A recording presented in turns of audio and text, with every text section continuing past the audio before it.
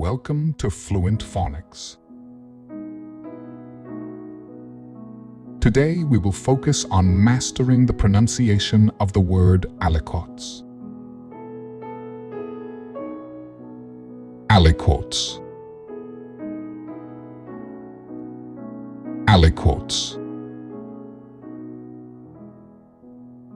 Aliquots.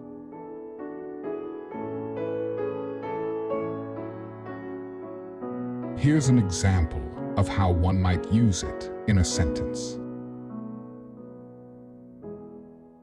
The scientists divided the sample into aliquots to ensure accurate measurements during the experiment.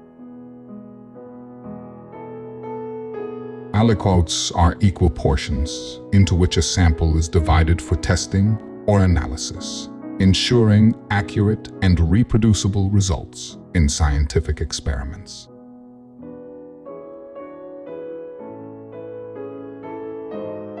Thank you for your time. If you enjoyed this, please like and subscribe for further content.